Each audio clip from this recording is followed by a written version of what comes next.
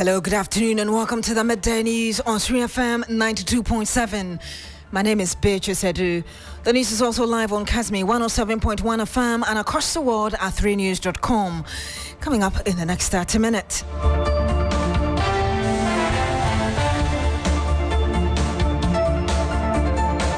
Electricity Company of Ghana says it has averted a possible load shedding following threats of a shutdown of some power plants in the country.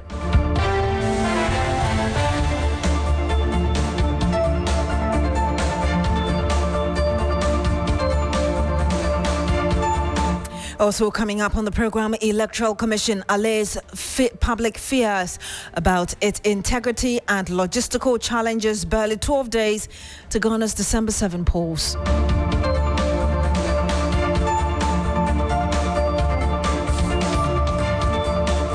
And much later on the program, and on campaign trail, presidential candidates across the country to show up vote on the final leg of their campaign.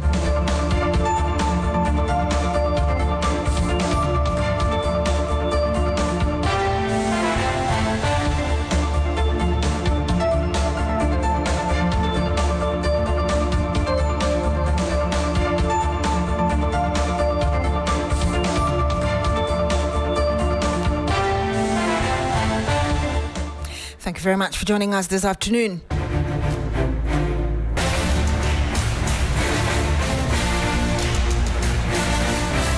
And this is your Election Command Center, 12 days to the December 7 general election. And we begin with elections because the Electoral Commission says that it has what it takes to deliver a credible election, insisting its processes are robust and transparent. This is the reaction of Deputy Chairperson Dr. Bosman Asare to claims that politically exposed persons have been appointed as members of the electoral body. He spoke exclusively on TV3's New Day, but listen to him first on security. Security matters have always been above the pay grade of the Electoral Commission. Assess us based on the work we do. And once you assess us, don't assess us based on the work another entity is supposed to do. And in any case, the evidence from the 2020 elections, many Ghanaians went through the process, the observers, domestic as well as international, their reports are available. These same observers who gave us massive approval rating, the same observers went to Nigeria, and you see their reports, you realize that no, Ghana is a beacon when it comes to, and this is something the EC is determined to maintain. And we think that all the good things we did in 2020, we've doubled down on them. So we do expect that these elections are going to be very, very peaceful. They are going to be very, very credible, very, very participatory. We are only urging the political parties, make sure you engage your members, tell them to fall in line, because the EC will never do anything untoward. And all the officials who are working for us at the polling station, we've made it very clear to them that we have a national mandate, and the mandate is to ensure that we have a credible election. And you had there Dr. Bosman Asare, his deputy chair at the Electoral Commission. I was telling you earlier that he also dismissed claims that politically exposed persons have been appointed as members of the electoral body and their impact. Listen to exactly what he said on that as well. We don't appoint people to become commissioners. No, that responsibility rests with a certain president. But what we have maintained is that when you look at our standard operating procedures, all others apart from the chairperson and the two executives, and those who are directors, district officers, etc., who are full-time employees of the EC, all others, they function like board members, other commission members. And by law, these are people the commission meets once every 2 months. And we've made it very clear that for the nature of the work we do, if even you are a flag bearer of a party and you are appointed as the chairperson of the commission or a deputy chairman to that effect, there is nothing you can do. How so? Because the point is that all the processes we undertake in the lead up to the elections, we do it in concert with the political parties. Let's begin from registration. Before we register people, we give notice. We notify the parties 21 days before. And at each registration center, the parties are expected by law. They are expected to bring their agents at each poll registration center. And we have what we call start of day report and end of day report, which we share with the parties. So by the end of the registration, the parties have a clear idea of how many people have registered at each registration center.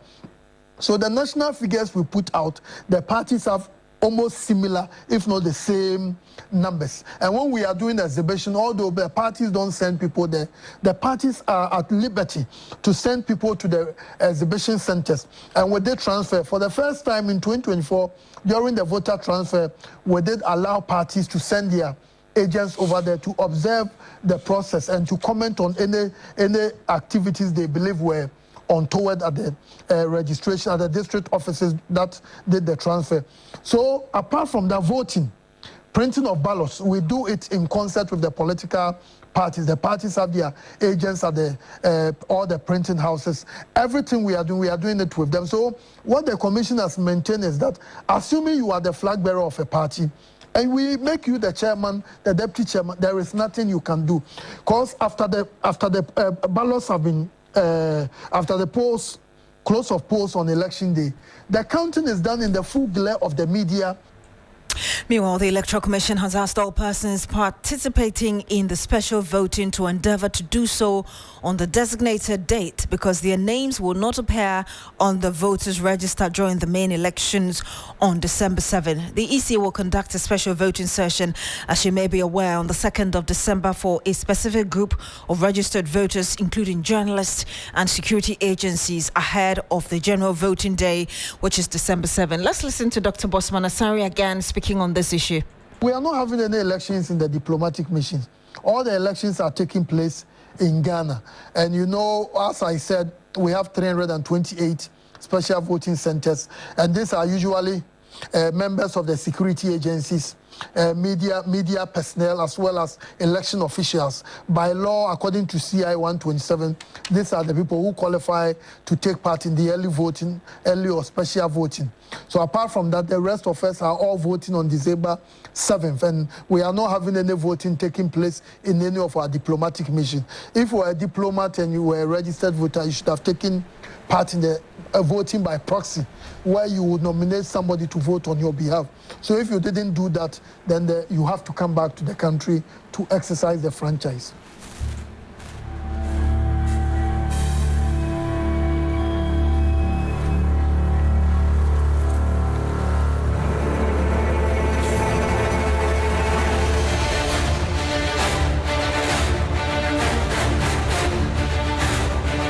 And you had Dr. Bosman Asari. He's the deputy chair at the Electoral Commission, in that exclusive interview with us earlier.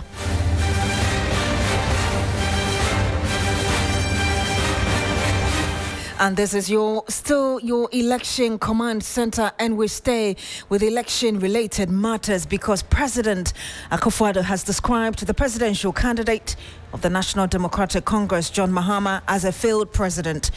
He says that the former president's failure to earn the support of Ghanaians for a second term is an indication of his abysmal performance. The president was addressing professional bodies and some party supporters in Kumasi in the Ashanti region. Jerry Rawlings had a second term. John Ajekun Kufuor had a second term. Nana Dankwa Kufuor had a second term. The only one who was not given a second term was John Dramani Mahama. There's a reason for it. It was in the Jumano and saw Ghana for any and not in the Aman Quine Ambebu. Then also person baby. No better. What is he coming to do? 24-hour economy. You couldn't keep the lights on for 12 hours a day here, don't so time when you were president, and you're coming to give us a 24-hour economy. How are you going to do that?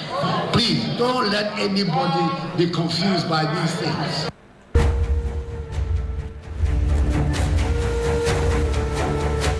President Akufo Adu there. Let's go to Kumasi and speak to our reporter Ibrahim Abubakar, who is following the president's 3-day tour of the MPP's stronghold, the Ashanti region. He joins us live on the phone. Ibrahim, just tell us more, really, what the president has been up to on his first day.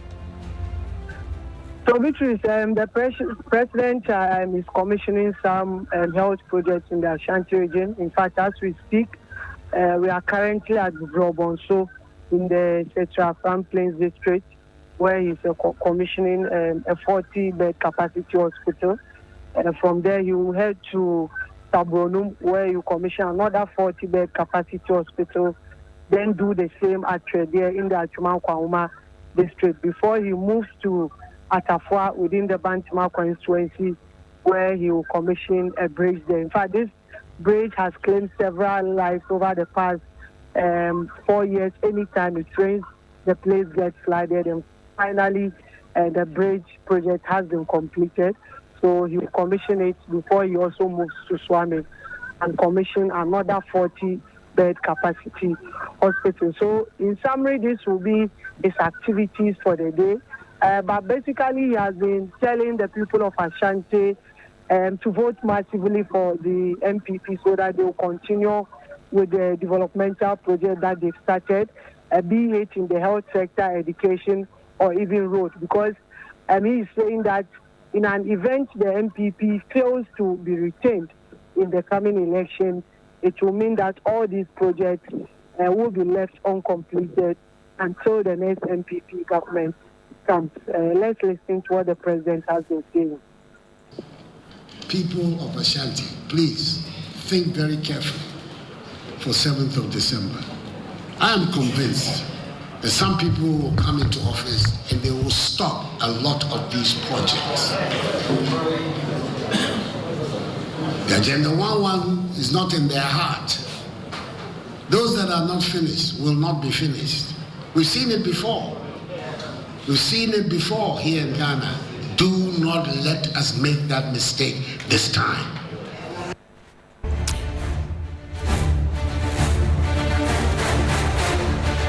And he had President Akufo Adu on his 3-day tour of the Ashanti region.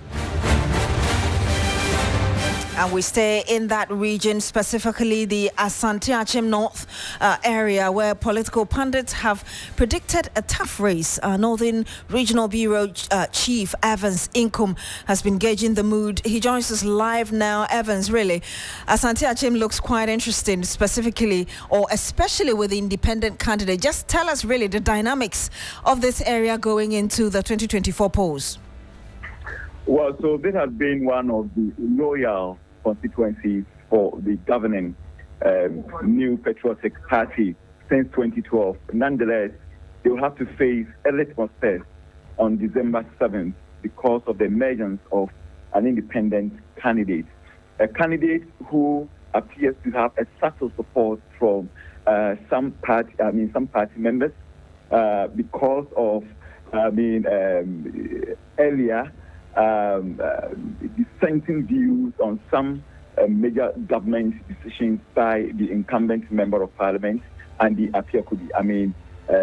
You remember, his stance on Ken Oforiatta, the former finance minister, in recent times, his stance on the 4 seats that were declared vacant in that controversial ruling on the floor of Parliament. So his view have been viewed by some party members as very dissenting, a deviation from the party's convention, and for that matter, he has become a target. And for them, the option has been that independent candidate whom they believe, even if he wins, is likely to also add his support or vote to the ruling, to the MPP, whether in opposition or in government.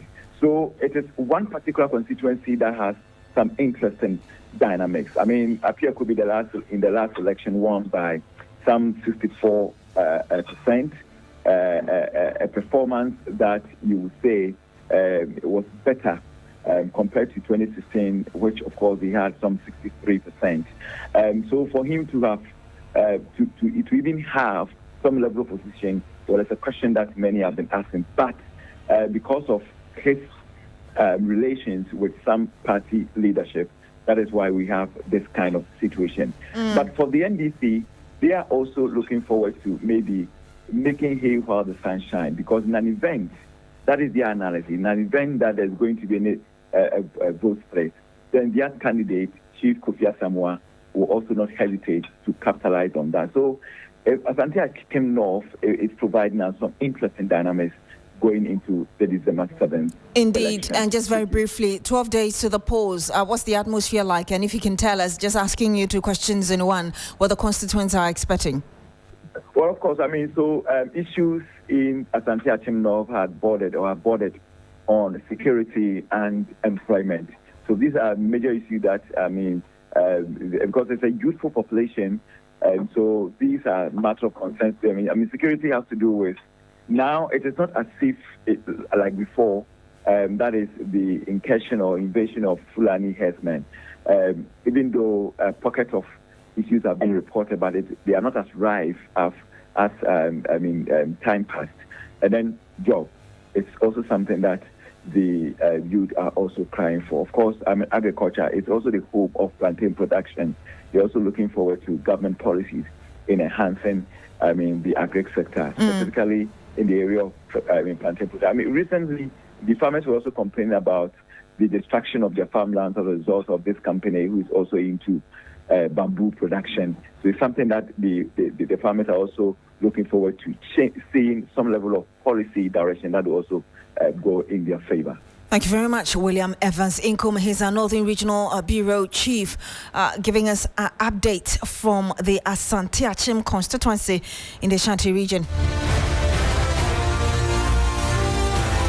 A man, Komla Klucher, is also following the former president and flag bearer of the opposition NDC. He joins us live on the line now. Komla, what can you tell us? What's the former president John Mahama up to? The meeting is currently ongoing at the Regional House of Chiefs in the Western region here in Takade. And the point John Mahama has been making, two sticking points. One, the fact that the economy has been badly managed. He describes it as a criminal supervision of the destruction of the economy. He talks about the role that Ken Ofori-Atta played, the role that the president himself has played, and also as the head of the economic management team, Dr. Bawumia, has played. It's because they've been criminally minded, allegedly from him, the reason why the country is at this point as we speak. However, he's been speaking about the Western region, and he talks about the petrochemical industry, the fact that there's a need for a lot of changes to happen in terms of crude oil exploration. He says one of the reasons why most of the energy companies or the oil companies are leaving the shores of this country is because of the greed that the NPV has imposed. However, if the NDC comes to power, of which he's very confident about, they'll re-engage these people, especially ENI and the others, on returning, because they quickly need to explore oil and get all of them out and sell immediately, because the world is changing now to save for green energy, which is solar and the like. If you talk about electric vehicles and all that, there's a need for them to get to a point where Ghana is green when it comes to energy. And so it's one of the things that they'll be exploring. But he has a lot of engagement today. He'll be meeting the clergy. He'll also be doing community engagement. And so far, he's done 204 constituencies out of 14 regions. This is the 15th region that John Mahama is doing. After the Western region, he'll be doing the Ashanti region, where he's been canvassing for votes and galvanizing the base of the party, so he's able to get enough votes that will show him up. Thank you very much, Komla Klucher. He's a man following the former president and flag bearer of the opposition NDC, John Mahama.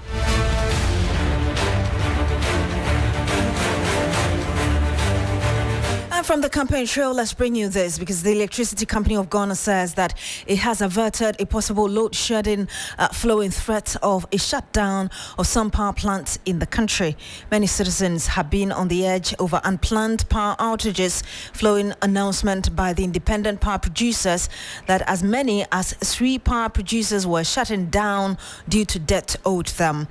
As at yesterday, parts of the country experienced intermittent outages despite assurances from the ECG that no load shedding would take place.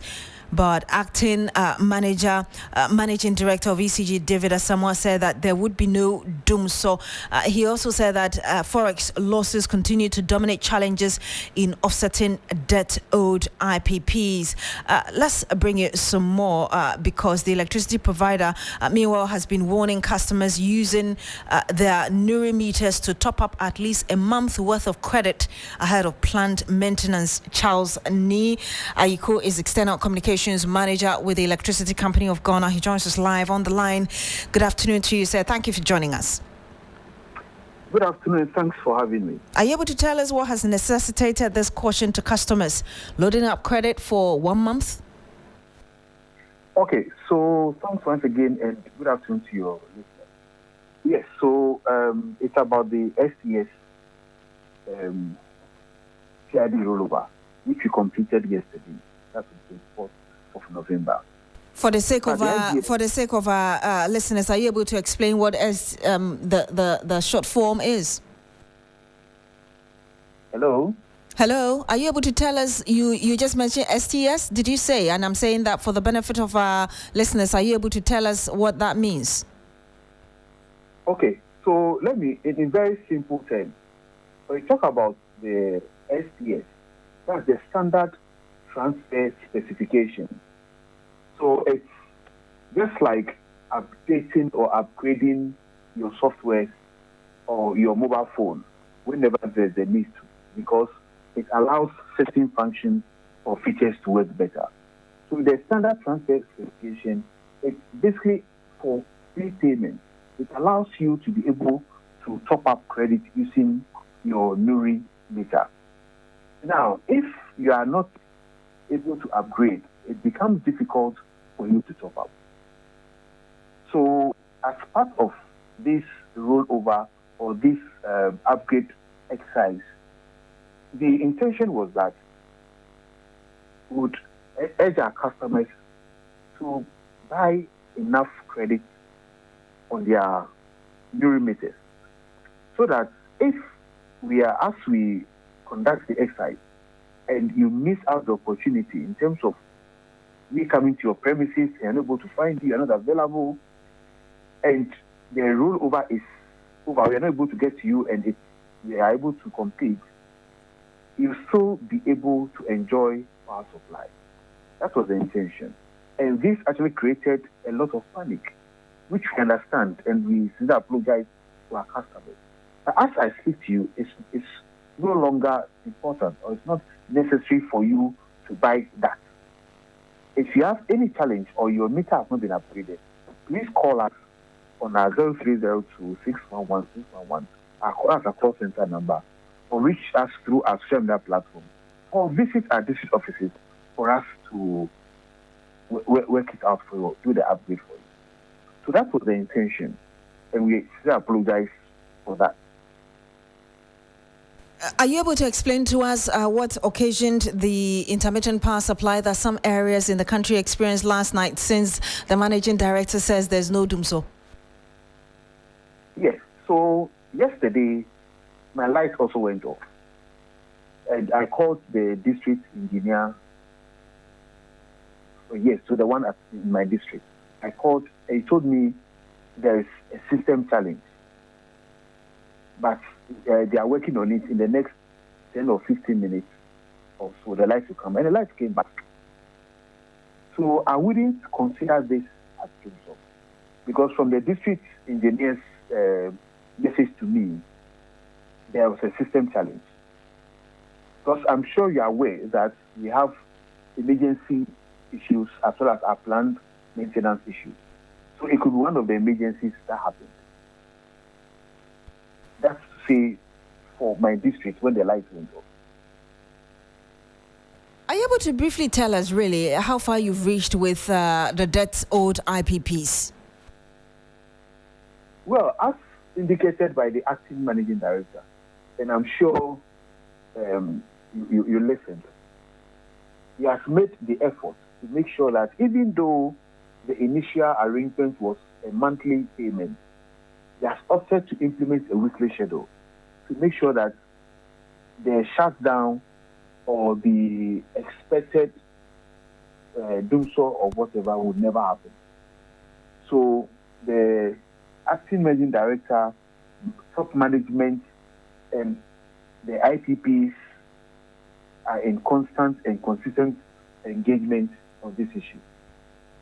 Wondered here. Thank you very much, Charles Niaiku. He's External Communications Manager at the Electricity Company of Ghana. Countries at the COP29 summit in Baku adopted a $300 billion a year global finance target to help poor nations cope with impact of climate change, a deal its intended recipient criticized as woefully insufficient. The agreement clinched on Sunday in overtime at the 2-week conference in Azerbaijan's capital was meant to provide momentum for international efforts to curb global warming in a year destined to be the hottest on record. Some delegates gave the deal a standing ovation in the COP29 plenary hall. Others lambasted wealthy nations for not doing more and criticized the Azerbaijan host for hurriedly gaveling through the contentious plan. So why are countries in the global south and island nations not happy about this deal? Daryl Bosso is the Deputy National Director Operations at Arusha, Ghana. He joins us live on the line for a brief conversation. Good afternoon to you, sir. Thank you so much for joining us. Good afternoon, Beatrice. I'm very happy to be with you this afternoon. To some, I mean, $300 billion is a massive amount, but I'm just wondering why there's so much discontent among poor nations over this climate change deal.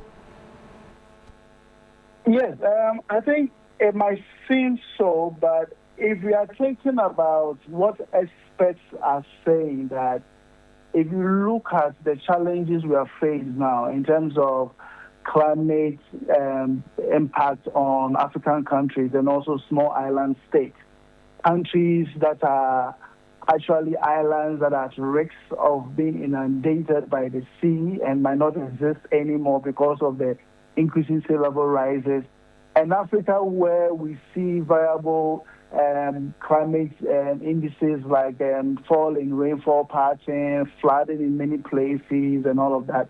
But the experts are saying that we will need about $1.3 trillion to be able to meet the challenges and also shift to renewable energy in a way that is just for everybody to be equitably and equally benefiting from the intervention. So if you expect $1.3 trillion and you're only giving $300 billion between now and 2035, then it's actually nothing to write home about. And there's every call for delegates, both in Africa and also in small island states, to be concerned about this.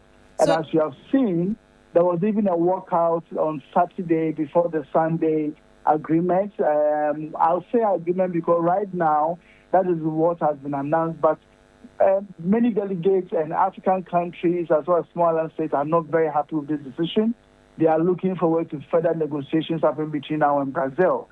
So coming from that angle, and also the fact that we in Africa and also the developing world as well as the small island states, we are most affected, given as this poultry farm is not really going to help address the issues.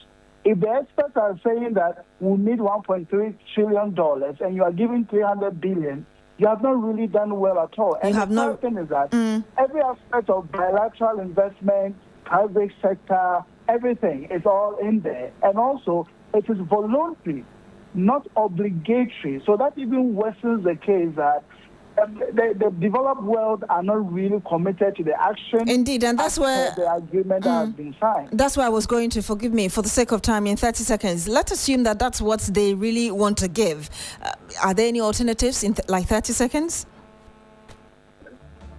I mean, you can't say alternatives. At the moment, the only option I see is that developing countries need to take this action on climate change into their own hands. They need to decide what they are going to do, what they are not going to do, what they are going to allow developed world to take from their lands and not. So I think it's all up to us now, because clearly the international community or the developed countries are not willing to do that. We need to take this issue into our own hands and safeguard the welfare of our people. Indeed. Thank you very much, Dao Bosu, Deputy National Director Operations at Arusha, Ghana. And that's it for the news here on 3FM 92.7. My name is Beatrice Adu. Thank you so much for joining us today. Log on to 3news.com for more news. Coming up next is Business Daily with Michael Ogbodu.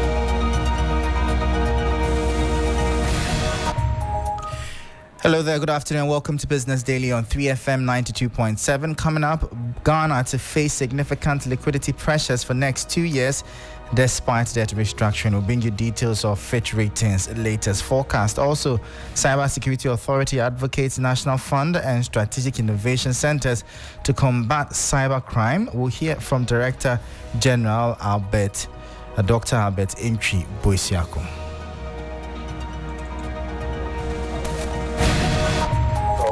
With emergency response, which are necessary because despite all the interventions, it is still possible that there will be a cyber attack. And government action and regulatory requirements erode investment gains made by Ghana University Workers Pension Scheme. We hear from its board chair, Professor Solomon Abeka Kielsen. Once it took place, we have to also adapt strategy to go with it. So once it affected pension, we are pension scheme and we were not exempted. I am Michael Ogbodu. I'll bring you details of our top stories and more shortly. Please stay.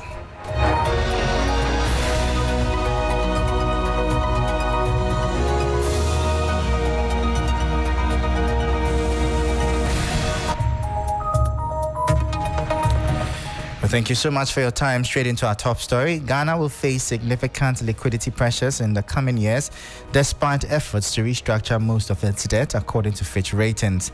The global credit rating firm has also flagged Ghana's high interest rate to revenue ratio, which remains among the worst globally. The following 3 Business News Desk report has more. Fitch Ratings has highlighted ongoing fiscal challenges for Ghana, projecting that liquidity pressures will remain severe through 2025 and 2026. The country's interest rate to revenue ratio is forecast to reach 29% in 2025 and 30% in 2026, making it one of the highest among rated sovereigns and nearly double the emerging market average of 16%. The agency noted that Ghana has implemented substantial fiscal adjustments, achieving a primary fiscal consolidation of 4.6 percentage points between 2022 and 2024. However, Fitch believes more drastic measures are required to stabilize the fiscal economy. Ghana is expected to complete its external debt restructuring by June 2025, with the possibility of exiting sovereign default by July 2025, according to the rating agency. Fitch remains cautious, however, about the country's ability to navigate its fiscal challenges in the medium term. And that was a 3 Business News Desk report. Away from that, the Director General of the Cybersecurity Authority, Dr. Beatrice Adu, has called for the establishment of strategic innovation centers as well as a national fund to effectively tackle cybercrime. He believes these interventions will go a long way to ensure sustainability in the country's fight against fraud and fraud-related activities to businesses and livelihoods. Dr. Beatrice Adu was speaking at the launch of his book, The 10 Commandments for Sustainable National Cybersecurity Development, Africa in Context, Practical Lessons and Good Practices. This is factive. There's something that needs to be done to develop a nation's cybersecurity. The first one starts with leadership, vision, commitment within national leadership, and not just government. National leadership both in the private sector and also in the public sector. That is very, very. We need to have a direction, a national direction that integrates all stakeholders, the civil society, international partners, the business community, state actors as well. Then, through that, the number of capacity building intervention, cybersecurity financing, policy strategy, necessary legislations, up to the point that we need to build our resilience in terms of computer emergency response, which are necessary because despite all the interventions, it is still possible that there will be a cyber attack. So those response mechanisms are also key to be able to address those issues. So these are the highlights. But it's basically a 360 degree approach of a nation's cybersecurity building. That was Dr. Beatrice Adu, his Director General of the Cybersecurity Authority, and we do apologize for the poor quality of that audio. Now, the Ghana Technical Universities Workers Union University Workers Pension Scheme has revealed that recent government action and some regulatory requirements have eroded its investment gains. According to board chairman of the scheme, Professor Solomon Abeka-Kilson, even though his outfit's investment returns increased by 24.6%, the implementation of mark-to-market valuation policy by the Securities and Exchange Commission, as well as recent domestic direction program, led to dampened hopes of even more gains. He made this known at a maiden stakeholder engagement here in Accra. From 2022, investment of 137. By the end of 2023, we have increased the investment to 198. Now, notice this.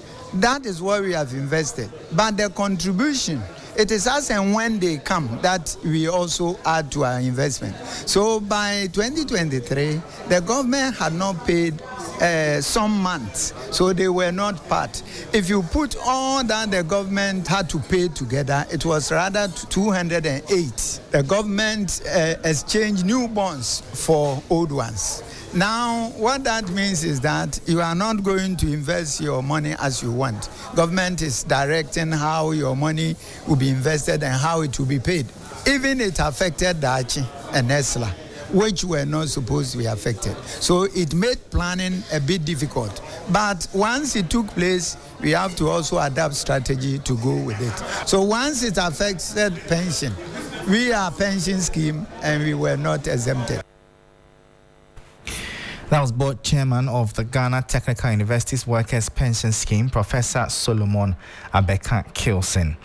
Now, the Center for Environmental Management and Sustainable Energy, CEMSE, has observed the country has failed to use the Cash Waterfall Mechanism and the Energy Sector Levy Act, ESLA, to address the challenges in the power sector. The Cash Waterfall Mechanism is a financial framework implemented in Ghana's energy sector to ensure a fair and transparent distribution of revenue among various stakeholders. Executive Director of CEMSE, Benjamin Nsia, has suggested the need for a multi-stakeholder consensus on dealing with the country's power crisis. His call comes on the back of the acting managing director of ECG disclosing that Sonon Asokli Power Limited, one of Ghana's independent power producers, is set to resume operations in the coming weeks following efforts by the ECG to resolve financial challenges that led to the plant's shutdown. The government makes provisions for a shortfall in the budget for each year, because government knows that ECG and NEDCO, which are the main discos, cannot collect the actual revenue. So at any point in time, because government is also a major consumer of electricity, government makes available these funds to these companies. But from last year, August, government has not paid. To me, as we're speaking, government has not paid is part of the cash waterfall mechanism. That shortfall is a major challenge in the sector. And if you take the ESLA PLC out, in 2023, for example, we needed to even restructure about 7 billion Ghana cedis of the ESLA, right? Because we're not having money to pay. And that also means that anytime the cedi depreciates, even as it affects the ESLA process as a country. So the issue of SEMSA is that the time has come for us to build a very multi-stakeholder consensus on how best we can resolve this power sector crisis once and for all. So that was Benjamin Isia. He's the Executive Director for the Center for Environmental Management and Sustainable Energy, SEMSE, bringing an end to Business Daily here on 3FM 92.7. For more business stories, please visit our website. It's 3news.com/business. I am Michael Ogbodu. Thank you for listening. As always, please stay safe. Up next is Urban Blend with Black Rasta. Stay tuned.